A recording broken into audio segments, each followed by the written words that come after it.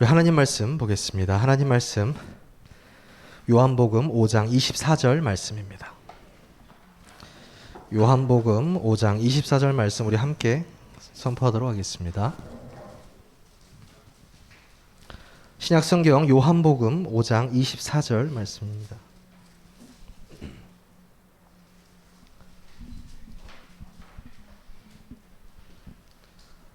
함께 선포하겠습니다. 시작. 내가 진실로 진실로 너희에게 이르노니 내 말을 듣고 또 나 보내신 이를 믿는 자는 영생을 얻었고 심판에 이르지 아니하니 사망에서 생명으로 옮겼느니라.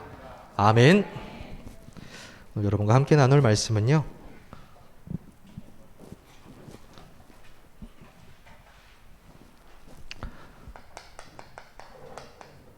생명, 변화, 그리고 믿음이라는 제목으로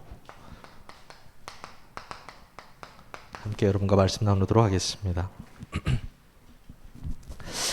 전도서 1장 9절에 보면 이런 말씀이 있습니다. 해 아래는 새 것이 없나니, 이렇게 얘기하고 있습니다. 이 말씀은요, 이 하늘 아래 새 것이 없다라는 것입니다. 물어볼 수 있죠. 전사님, 왜 새 것이 없습니까? 제가 노트북을 시키면 노트북도 새 걸로 오고, 쿠팡에다 뭘 시키면 다 새 걸로 오는데 왜 새 것이 없습니까? 이렇게 얘기할 수 있죠. 근데 어떤 물질로 우리가 이루어진 것은요, 다 그 근본이 있습니다. 그렇죠? 그 근본으로 거슬러 올라가다 보면 사실 사람은요, 무에서 유를 창조할 수가 없습니다. 쉽게 얘기해서 요리사가 새로운 요리를 창조했다고 말하지 않습니다. 그렇죠? 만들었다고 이야기하지만 그 이유는요, 요리사가 있던 재료를 가지고 배합해서 만드는 것뿐입니다. 그 말은 무슨 말이냐면 그 원재료를 창조할 수 있는 능력은 인간에게 없다라는 것입니다. 그것을 우리는 뭐라고 하냐면요,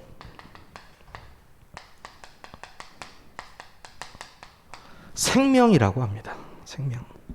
이미 주어진 것을 가공해서 사용할 뿐이지 인간은요, 이 창조의 영역에 도달할 수가 없습니다. 사람들은 얘기하죠. 요즘에 줄기세포도 나올 수도 있고요. 유전자, 변형, 여러 가지 해가지고요. 또 IT 산업의 인공지능 로봇 거슬러 올라가면요, 그곳에는요, 창조란 있을 수 없습니다. 다 가공된 것들이죠. 그 말은 즉 해 아래 새 것이 없다라는 것입니다. 그런 재밌는 것은요, 창세기 2장 7절 말씀에 이런 말씀이 있죠. 여호와 하나님이 땅의 흙으로 사람을 지으시고 생기를 그 코에 불어넣으시니 사람이 생령이 된지라. 이렇게 나왔습니다. 자, 영어 성경에 보니까요, 이 생기를 뭐라고 했냐면 breath of life, 이렇게 breath of life, 생명의 숨이라고 말씀하셨습니다. 생명의 숨. 하나님께서 인간에게요, 이 breath of life라는 생명의 숨을 훅 넣었기 때문에 생령이 된 것이죠. 즉 생명이 된 것입니다. 인간은 우리가 태어났으니까 태어났지라고 생각하죠. 아닙니다. 하나님의 생기가 인간에게 들어가기 때문에 살아난 것입니다. 그래서 우리가 생령이 된지라 이렇게 얘기했죠. 이거를 빼면요, 생기를 하나님께 주시지 않았다면 먼지에 불과한 게 인간입니다. 흙에 불과한 게 인간이죠. 한국어 성경에는 흙이라고 되어 있지만 영어 성경에는 dust라고 해서 먼지로 되어 있더라고요. 먼지만도 못한 게 인간입니다. 하지만 하나님의 숨이, 하나님의 호흡이 인간에게 들어오면서 생령이 된 것입니다. 그것도요, 그냥 생령이 아니에요. 하나님이 형상으로요. 하나님의 형상 대신 기가 우리 안에 들어온 것입니다. 그래서 우리는요, 우리 안에는 생명이 있죠. 근데 하나님께서 주신 이 생명을요, 잃어버리는 사건이 일어납니다. 어떤 사건입니까? 하나님께서 분명히 인간과 하나님의 언약을 맺었죠.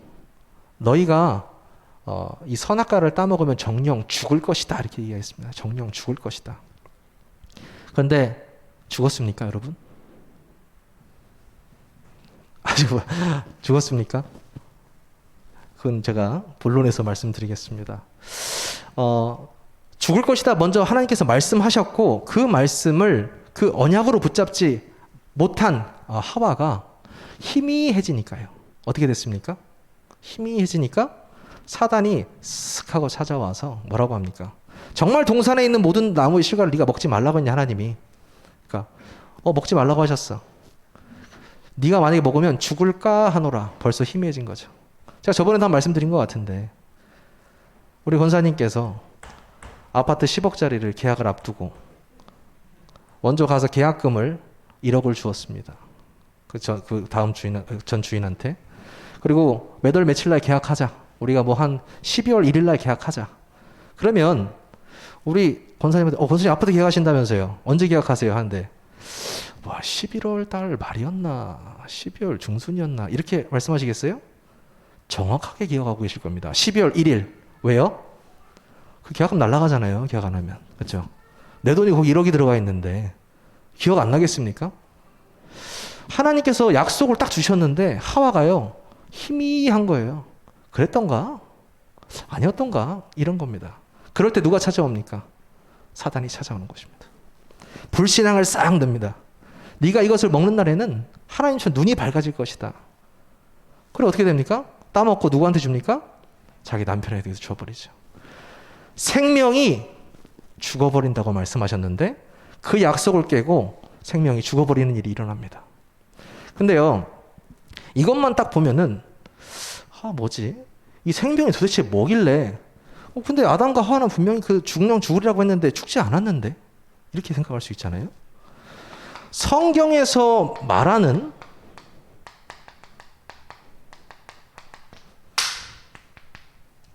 생명은 좀 다릅니다. 성경에서 말하는 생명 뭡니까?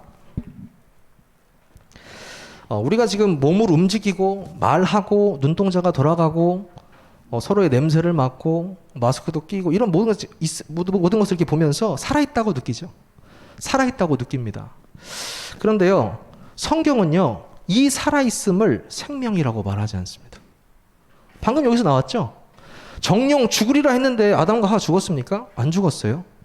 육신의 사망을 그 생명을 생명이라고 성경은 말하지 않습니다. 신기하죠? 요한계시록 3장 1절에 보면 예수님께서 이런 말씀하세요. 4대 교회를 향해서 네가 살았다 하는 이름을 가졌으나 실상은 죽은 자다 이렇게 얘기하십니다. 이 말은 무슨 말입니까? 육신하고 상관없이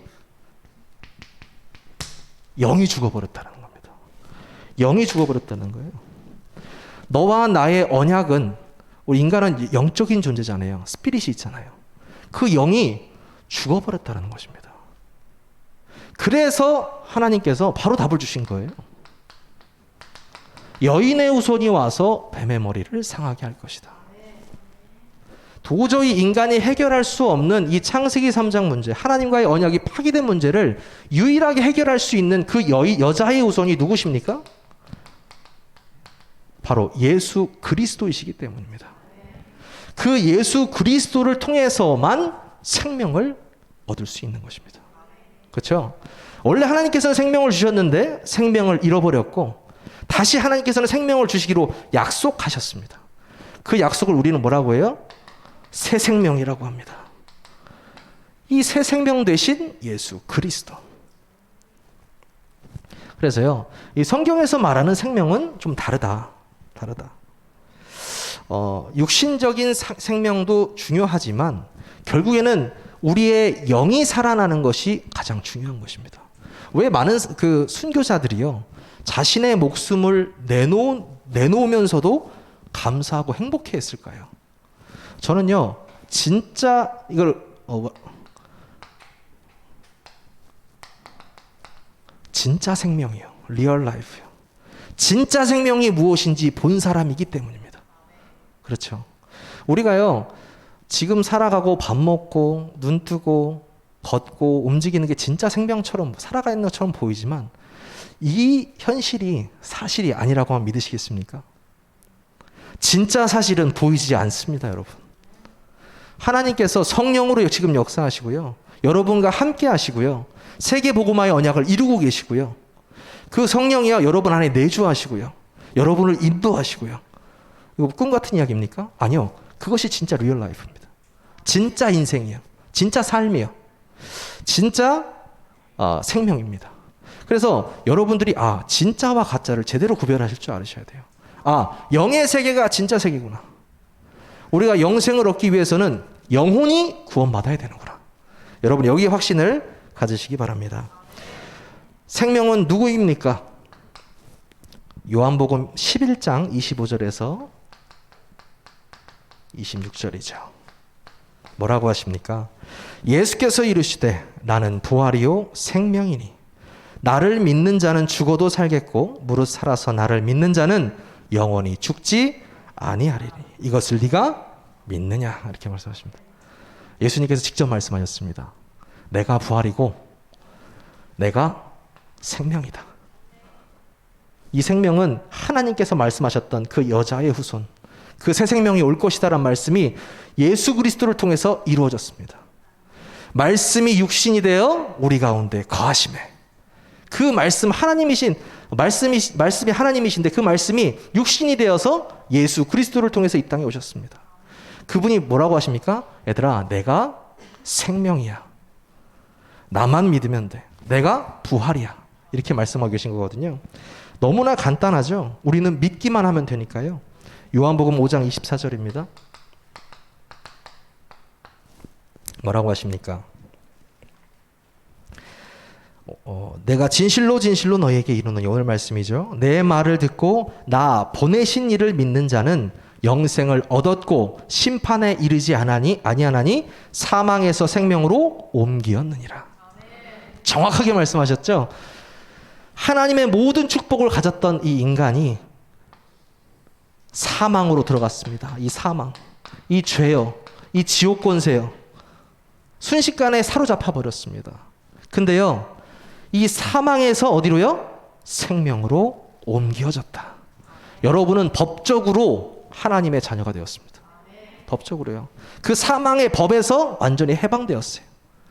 그 해방되는 것은 오직 이 예수 그리스도밖에 안 된다고 직접 말씀하시는 겁니다. 두 번째는요. 요한복음 14장 6절입니다. 도대체 성경에서 말하는 생명은 누구냐? 또 뭐라고 말씀하시느냐? 예수께서 이르시되 내가 곧 길이요 진리요 생명이니 나로 말미암지 않고는 아버지께로 들어갈 자가 없느니라. 또 정확하게 말씀하시죠. 아니 이렇게 얼마나 더 정확하게 말씀하셔야 돼요? 얘들아, 내가 길이고 진리고 생명이야. 내가 부활이고 생명이야. 내가 생명이 나로 말미암지 않고는 나를 통하지 않은 것은 우리 하나님 아버지 너희들 만날 수 없어. 단호하게 말씀하고 계십니다. 이게 성경에서 말하는 생명이에요. 예수님께서 직접 말씀하신 생명입니다. 생명은 나다. 내가 생명의 떡이고 내가 생명의 빛이다. 야, 여러분 이 생명의 빛이 어디 계십니까? 지금 여기에 계시고요. 여러분의 마음속에 계십니다. 누구로요? 성령으로요. 여러분이 그런 분들이라는 사실을 잊지 마시기 바랍니다. 아까 말씀드렸죠? 요한복음 1장 4절. 그 안에 생명이 있었으니 이 생명은 사람들의 빛이라. 이렇게 말했습니다. 그 예수님께서 오셨을 때 과연 이 예수님을 빛이라고 생각할 수 있는 사람이 몇 명이나 있었을까요? 유대인들 그러잖아요. 야, 무슨 말 하는 거야? 예수 당신은 왜 계속 네가 하나님의 아들이라고 얘기하는 거야? 내가 네 아빠를 아는데. 네 아빠 요셉이잖아. 목수잖아. 너 왜 하나님이라고 하는 거야, 아빠가? 이렇게 얘기를 합니다. 그리고 하나님은 유일신인데 왜 계속 성령님을 얘기하고 네가 하나님이라고 하고 하나님 왜 세 분이나 돼? 그 사람들 머릿속으로는 이해가 안 되는 거예요. 이해가. 이 말씀이 육신이 돼서 오신 예수 그리스도가 이해가 안 되어지는 겁니다.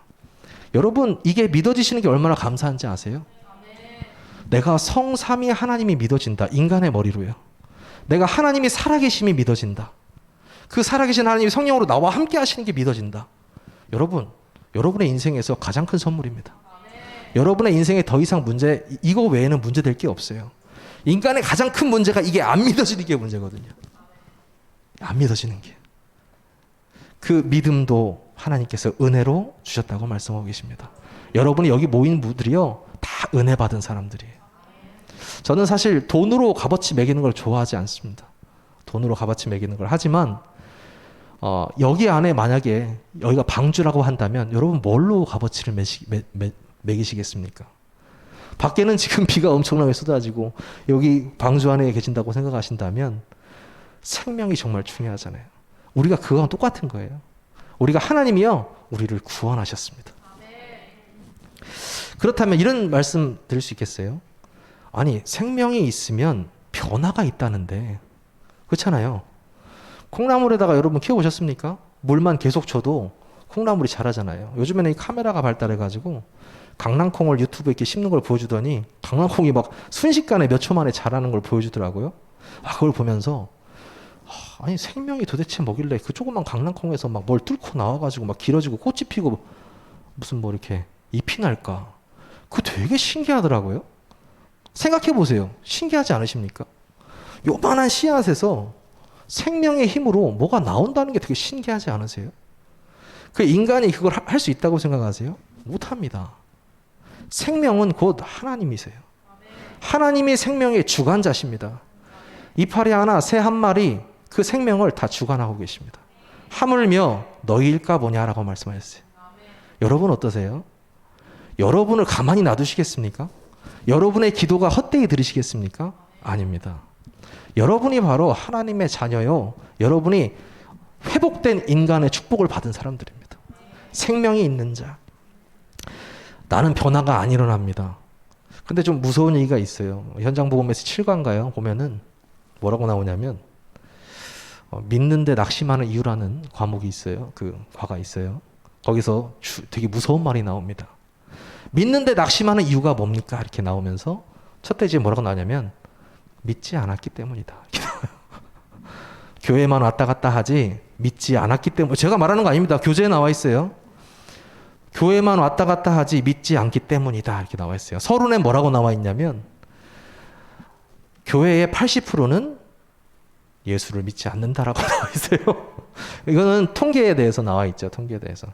저희 교회처럼 진짜 복음, 선명한 복음 막 계속 집어넣고 예수 영접시키고 진짜 복음 운동하고 이런 교회 말고요. 일반적인 교회에서 그리스도를 한번 제대로 듣기가 쉽지 않다라는 것입니다. 이 영적인 문제, 진짜 원죄 문제를 한번 듣기가 쉽지 않다라는 거예요. 여러분 얼마나 축복받으신 분들입니까? 그런 변화가 있는 것이 사람에게는 당연한 거예요. 내가 살아있으니까 움직이는 것이 당연한 겁니다. 내가 살아있으니까 숨 쉬는 것이 당연한 거예요. 근데 생명이 있는데 아무런 변화가 없다. 거기서 나와 있습니다. 생명을 다시 한번 점검해봐라. 이렇게 나와 있죠. 좀 무서운 얘기일 수도 있는데요. 빨리 점검하시기 바랍니다. 혹시 뜨끔하시는 분들은. 저는 두 가지로 봅니다. 변화는 자연스럽게 일어나게 되어 있습니다. 근데 사람들이 이 변화에 대해서 오해하고 있는 것들이 너무 많습니다. 너무 많아요. 뭡니까? 예수 믿으면 어떤 게 변해야 되냐? 내가 분명히 교회 가서 우리 아들 서울대 스카이 갈 수 있도록 기도했는데 안 가죠. 내가 분명히 우리 남편 사업 잘 되게 기도했는데 잘 안 돼. 그것까지는 아니라도 건강까지라도 좀 하게 되는데 계속 병들어. 이렇게 됩니다. 그럼 사람들이 불신자가 뭐라고 하냐면 아니 당신은 예수 믿는다는데 온갖 저주들을 덕지덕지 붙여놓고 다니냐고 이렇게 얘기할 수 있어요. 아니 예수 믿는데 왜 이렇게 사람이 아프고 다치고 어떻게 재앙 질병이 더 많아. 그것도 변하면 변하죠. 그렇죠? 그렇죠? 변합니다. 누구를 이렇게 말한 건 아닌데. 아니, 그런 변화들이 있는데, 여러분, 그거는요, 인간의 생각이에요. 그런 변화를 하실 거면 저는 교회는 추천하지 않습니다. 절로 가세요. 네.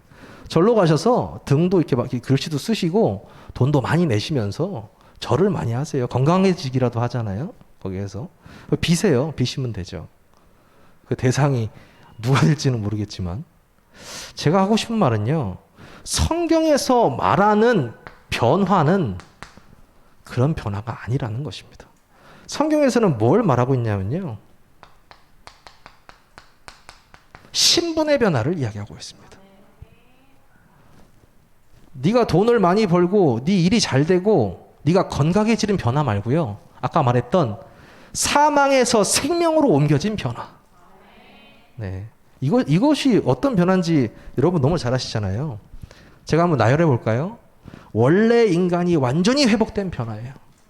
그리스도와 연합하는 변화예요. 죄에서 이 사망에서 완전히 해방되고 죄의 종노릇에서 벗어나는 것이에요.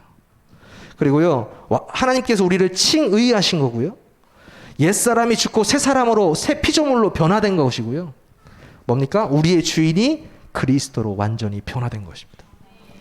그게 신분의 변화를 말하는 거예요. 여러분, 이거 외에 어떤 변화를 생각하십니까? 혹시라도 다른 변화를 생각하고 계신다면 순서 틀렸습니다. 여러분이 이 순서를 가슴속에, 내가 먼저 뭘로 변화됐냐? 내가 하나님의 자녀가 되었구나. 내가 완전히 죄와 저주와 사단의 손에 있던, 이 지옥 권세에 있던 내가 다시 하나님을 만나게 되었구나. 무엇을 통해서? 새 생명 되신 예수 그리스도를 통해서 내 안에 생명이 있구나. 여기서 여러분이 끝나셔야 됩니다. 신분의 변화가 있는 것이죠. 요한일서 5장 절입니까? 11절에서 12절. 뭐라고 하십니까? 또 증거는 이것이니 하나님이 우리에게 영원한 생명을 주신 것과 이 생명이 그의 아들 안에 있는 그것이니라. 아들이 있는 자에게는 생명이 있고 하나님의 아들이 없는 자에게는 생명이 없느니라. 하나님이 계시고요, 인간이 있는데요, 이 하나님과 인간을 이어주는 유일한 길이 아들이래요. 누구의 아들이십니까? 하나님의 아들 예수 그리스도이신 거예요. 이 그리스도를 통하지 않고서는 뭡니까? 이 신분 바뀌지 않는다는 걸 이야기합니다. 여러분이 이걸 가졌냐 안 가졌냐가 기준입니다. 다른 거 기준 다 버려버리세요. 나는 그리스도를 가진 사람이야. 여기에 끝나버리시는 겁니다. 이 신분의 변화가 되면요, 그 다음 따라오는 게요, 마음과 생각이 변화됩니다. 이제부터 올바른 생각이 시작돼요. 올바른 마음을 먹게 됩니다. 무슨 말입니까? 빌립보서 4장 7절 말씀이죠. 그리하면 모든 지각에 뛰어난 하나님의 평강이 그리스도 예수 안에서 너희의 마음과 생각을 지키시리라. 신분이 변화된 사람이 이 마음과 생각을 지키신다고 했는데요, 어디 안에서요? 아들 안에서. 이 그리스도 안에 있는 사람에게 성령을 통해서 마음과 생각을 지켜주신다고 말하고 있습니다. 왜 지켜주신다고 말했을까요? 공격이 들어온다는 거죠. 그렇죠? 어디서부터 공격이 들어온다는 거예요. 내 생각과 마음에 계속 공격이 들어오는 거예요. 그렇죠? 내가 하나님의 것으로 생명으로 각인되지 않은 다른 것들, 내가 복음 받기 전에 각인됐던 이 죄와 사망과 지옥에 관련된 생각들이 나를 덮어버리는 거예요. 그걸 어떻게 한다고요? 막는 겁니다. 성경은 믿음의 방패라고 얘기하고 있잖아요. 어떤 믿음입니까? 이 하나님의 아들인 예수 그리스도를 믿는 믿음입니다. 이 아들을 통해서 그리스도 안에서 마음과 생각을 지켜주신다고 말씀하고 있습니다. 너무 중요한 것 같습니다. 예전에 제가 좀 많이 교만할 때는 이렇게 정신적으로 힘든 사람들 보면요, 되게 무시했어요. 되게 무시했습니다. 몇 번 이렇게 친구들 중에서도 띠란 친구들이 많이 있잖아요. 띠란 친구들도 있고, 눈을, 그런 사람들은요, 이렇게 두 종류거든요. 한 곳을 멍하니 계속 보든지 아니면 다른 곳을 계속 보든지, 둘 중에 하나예요. 정신이 혼미한 친구들은요. 그런 거 보면서 앉혀놓고 그랬어요. 정신 차려. 말이 됩니까, 여러분? 정신이 혼미한 사람한테 정신 차리라고 했어요. 이해를 못하는 거죠. 영적인 정신적인 세계를 이해를 못하는 거. 제가 정신 못 차리는 사람한테 정신 좀 똑바로 차려. 너 세상이 어떤데 이렇게 눈을 그렇게 뜨고 살아가. 정신 차려. 차려집니까? 안 돼요. 안 돼요. 그 정신 문제가 올 수밖에 없었던 가문의 배경, 그 가문에서 가문을 올라갔을 때 영적인 문제. 그 영적인 문제가 쌓이고 쌓여서 그 부모의 영적인 문제가 그대로 아이에게 와서 아이에게 육신까지 나타나는 그 문제들. 그걸 볼 수가 없었어요. 그래서 저는 어떻게 생각했냐면 저희 교회에 귀신 들린 사람 얼마나 많이 왔습니까? 우리 초창기 계신 분들 얼마나 많이 아세요? 개거품 물고 쓰러지고요. 무당도 오고요. 법사도 오고요. 무슨 별의별 사람들이 다 와서 그리고 뭐 소주 사달라고 하는 사람도 오고요. 하여튼 막 계속 그런 사람, 정신 문제 있는 사람이 오죠. 그럴 때 어떻게 했습니까? 육신으로 쫓아냈어요. 제가 한 번은 목사님이 그 대예배를 딱 이렇게 하시는데 성남동에 있을 때인데요. 꼭 예배 하이라이트 때 문을 두드립니다. 기억하시죠? 예배 하이라이트 이제 목사님이 딱 설교 딱 이제 피크를 하실 때 똑똑똑 그러면 이제 조용히 나가면요 2,000원만 달라고 합니다. 그래서 왜 2,000원을 달라고 하냐? 차비가 부족하다는 거예요. 전주를 가야 되는데 차비를 딱 부족하다는 거예요. 제가 줬을까요? 안 줬을까요? 제가 발로 차버렸습니다.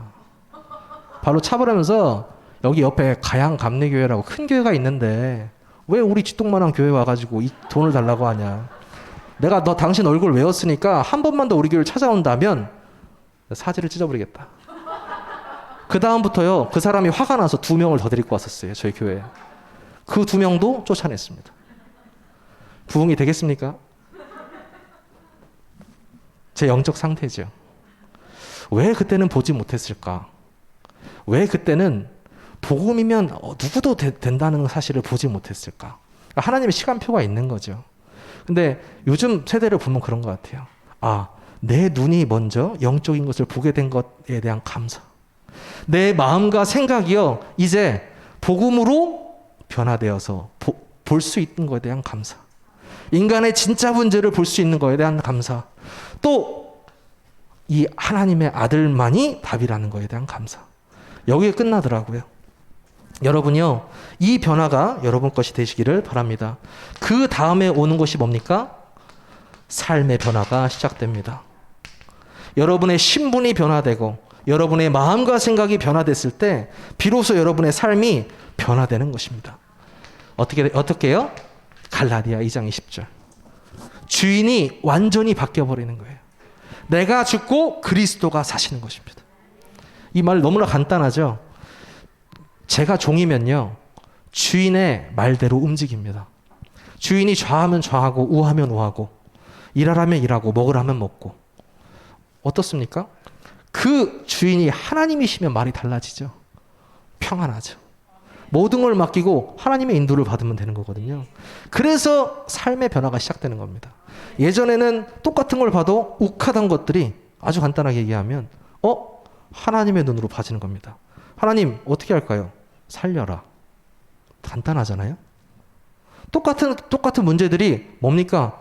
내가 너한테 축복 주기 위한 저 문제를 너에게 주었다. 이게 다 바뀌어버리는 거예요. 여러분의 모든 시야가, 모든 변화가 이 복음 속에서 이루어질 것입니다.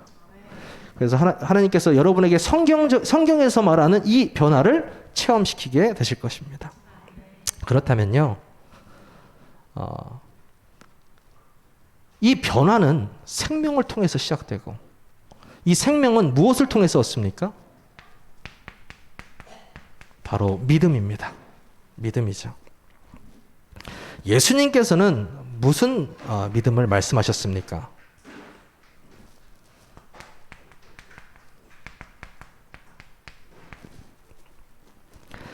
마태복음 8장 5절에서 13절 보면 로마의 백부장이 예수님께 달려옵니다. 그의 신복이 아주 그가 아끼는 부하 하나가 병에 걸려서 죽어가고 있을 때 예수님을 찾아서 말씀하죠. 뭐라고 말합니까? 내 하인이 몹시 괴로워하는데 예수님 빨리 와서 좀 고쳐주십시오. 그러니까 성경에 보면 예수님이 그래 가자 이렇게 하는데 오실 필요 없다고 말해요. 내가 감당하지 못할 거라고 얘기합니다. 예수님이 그냥 말씀으로만 하옵소서. 그러면 나을 것입니다. 그럼 예수님이 얼마나 놀라셨냐면요, 성경에도 놀랐다고 말하고 있어요. 예수님이 놀라셔서 내가 이스라엘에서 이렇게 믿음이 큰 자를 본 적이 없다 이렇게 말씀하십니다. 예수님이 보신 것은요, 오직 이 믿음 하나뿐입니다. 오직 믿음만 하나. 누가복음 8장 43절에서 48절이죠. 누구 얘기입니까? 12해를요, 이 혈루증 걸려서 앓던 여인입니다. 진짜 이 웅성거리는 그 사람들 속에서 예수님의 옷자락을 뒤에서 살짝 만졌는데 예수님이 이렇게 말씀하시죠. 나한테 능력이 나갔다, 얘들아. 예수님, 베드로가 그래요. 지금 애들이 너무 밀치고 있습니다. 이렇게 베드로가 얘기합니다. 아니야, 나한테 능력이 나갔어. 그때 혈루증 걸린 여인이 자수하죠. 나와죠.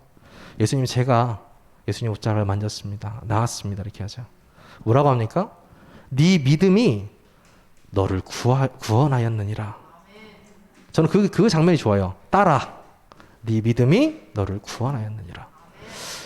왜 계속 예수님께서는 믿음 얘기를 하실까요? 네 용기가 가상하구나라고 안 하시고, 용기가 있다고 안 하시고, 네 믿음이 너를 구원했다고 말씀하실까요?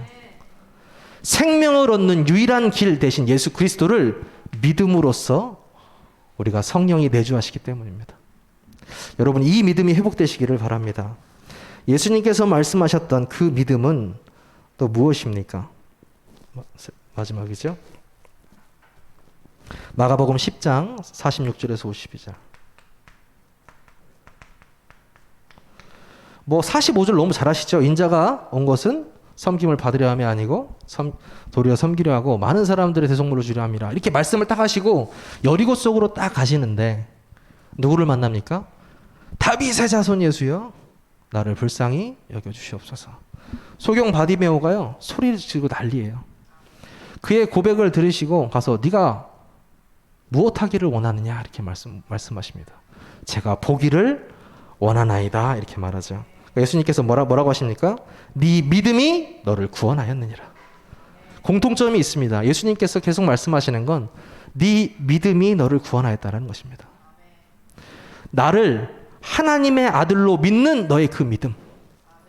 내가 창세기 3장의 문제를 완전히 끝낼 그 여자의 후손이라는 것에 대해 네가 알고 있구나. 네가 믿고 있구나. 거기에 대한 믿음. 여러분이 이 믿음을 회복하실 때 다른 건 다 회복되게 되어 있습니다. 결론입니다. 성삼위 하나님께서 원하시는 건 단 하나, 믿는 것입니다. 아무거나 믿는 게 아니고요. 생명이시고 생명 자체이시고 생명 대신 그 예수 그리스도를 믿는 그 믿음. 그 생명 대신 예수 그리스도가 이 땅에서 나의 죄를 대신해서 대신 죽으시고 부활하셨다는 그 믿음. 그 믿음이 회복될 때 그 믿음이 우리가 믿어질 때 뭡니까? 구원받죠. 우리는 그걸 뭐라고 합니까? 우리 이걸 복음이라고 합니다. 네, 아주 간단하죠? 이걸 복음이라고 해요. 이 생명의 복음, 그리스도 대신 생명의 복음을 하나님의 성령을 통해서 전달하는 걸 뭐라고 합니까? 전도자라고 합니다. 그렇죠? 이 전도를 하는 자를, 하나님께 쓰시는 자를 전도자라고 하죠. 이번 주 강단 메시지는 뭐였습니까? 전도자의 보호자였습니다. 이 전도자의 보호자가 결국에 뭘 보호한다고 말씀하셨습니까? 복음을 보호한다고 말씀하셨습니다. 저는 메시지가 이어지더라고요. 이 생명운동, 생명으로 인한 변화, 그리고 이 믿음의 확산운동은 결국에 우리가 복음의 말씀을 얼마나 각인하느냐에 따라 나타난다.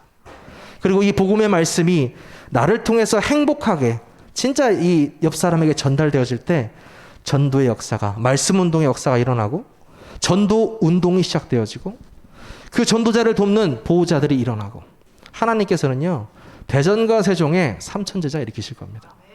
여러분들이 그 주역이 되실 것입니다. 이 복음이 전파되는 그 로마까지 전파되는 그 과정 속에서 로마서 16장의 인물들이 굉장히 많은 역할들을 했죠. 저는 이 역할들을 우리 중직자 여러분들이 감당하실 거라고 믿습니다. 그래서 우리를 빛의 사자라고 하잖아요. 왜 빛의 사자입니까? 이 빛을 선전하는 사람들이기 때문입니다. 이 빛을 선포하는 사람들이기 때문이에요. 여러분이 이 빛의 사자의 역할을 한 주간, 남은 주간 또 날마다 감당하시게 되기를 기도합니다. 우리 함께 기도하겠습니다. 하나님 감사합니다. 정확한 복음을 통해서 우리에게 새 생명을 주시고 생명의 빛을 전달하는 빛의 사자로 불려주시니 감사를 드립니다. 날마다 우리의 현장에서 성령을 힘입어 재창조의 역사를 체험하는 모든 세계로교회 성도님들 될 수 있도록 하나님께서 인도하여 주시옵소서. 예수 그리스도의 이름으로 감사하며 기도하옵나이다.